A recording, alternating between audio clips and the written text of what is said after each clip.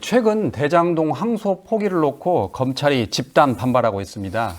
노만석 검찰총장 권한대행이 사표를 냈고 이어서 구자연 서울고검장이 검찰총장 직무대행에 임명이 됐습니다.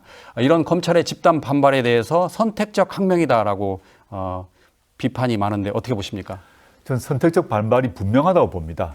과거 검찰이 기소를 했는데 구형량보다 반 정도밖에 안 나왔거나 또 자신들의 의도대로 나오지 않은 경우도 항소 포기한 사례가 많이 있습니다.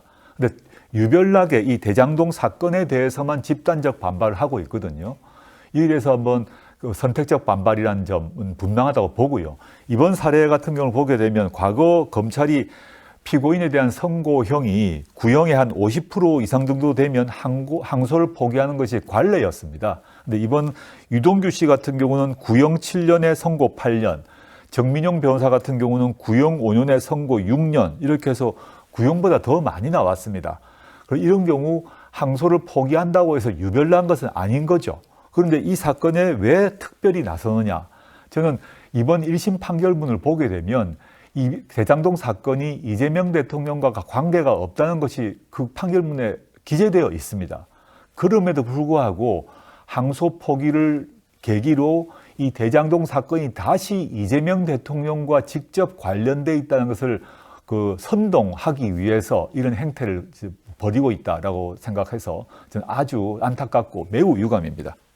자, 그런 측면에서 지금 민주당이 검사의 파면을 가능하도록 지금 법을 개정하겠다 그렇게 하고 있지 않습니까? 물론 이제 검사는 이제 헌법재판소 탄핵 인용 결정을 통해서 파면은 가능하지만 현실적으로 이게 거의 불가능하니까 민주당에서 법을 개정하겠다고 그러는데 어떻게 보십니까?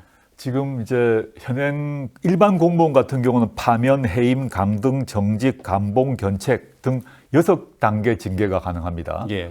근데 과거 검찰이 워낙 발언권이 세고 정치권 영향력이 많다 보니까 이 6개 중에서 파면을 빼뒀어요. 파면을 넣으려고 그러면 검찰에서 로비를 해가지고 파면이 가장 중징계 아닙니까? 예. 파면을 안 받도록 만들어뒀는데 이게 올바른지 도저히 이해할 수 없는 것이죠. 다른 공무원들은 모두 파면이 가능한데 검사는 왜 파면이 대상자가 아닌지 이해할 수가 없는 것입니다. 예를 들어서 사법고시를 본 경우 외에 외무고시를 봐서 또는 행정고시를 봐서 공무원이 되는 외교관 또는 기재부 관료가 있지 않겠습니까? 그 사람들이 잘못하면 파면됩니다.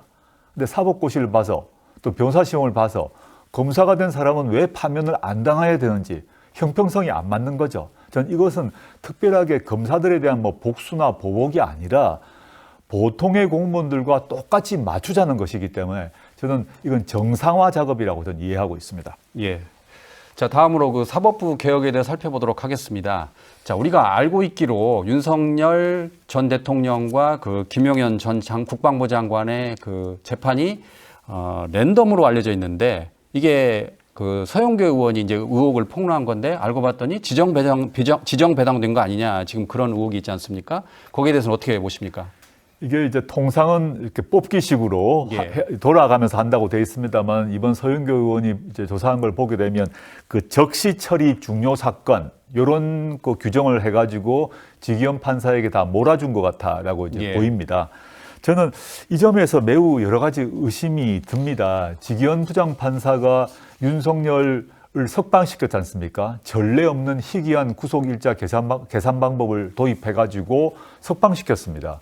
그 뒤로 윤석열에 대한 내란 재판을 진행하는데 첫째는 아주 느슨하게 천천히 진행하고 있습니다. 다른 재판부와 달리 늦게 진행하는 게 있고 두 번째 최근에 이제 생방을 통해서 재판 과정이 진행되고 있는데 지기현 부장판사의 발언이나 표정을 보면서 저는 아주 참 실망감을 금할 수 없었습니다.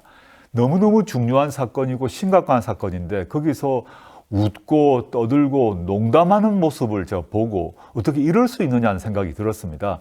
저는 말씀드렸습니다마는 이런 적시처리 중요 사건으로 분류되어서 지기현 부장판사에게 몰아준 의도가 있는 것이 아닌가라는 의심을 갖게 되고요. 예. 저는 지금 이번 기회에 국회에서 사법개혁을 좀 할 수밖에 없는 상황이 되었다라고 봅니다.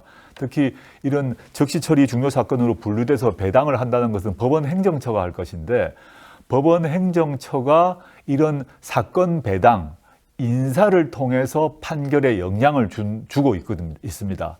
과거 오랫동안 사법개혁의 방안으로 법원 행정처를 없애야 된다. 그리고 그 대신 사법행정위원회를 둬서 판사에 대해서 부당한 압력을 넣는 것을 방지해야 되고 이런 인사나 사건 배당을 통해서 판결을 어떤 특정 방향으로 유도하는 일 없어야 된다라는 것을 요구해 왔거든요.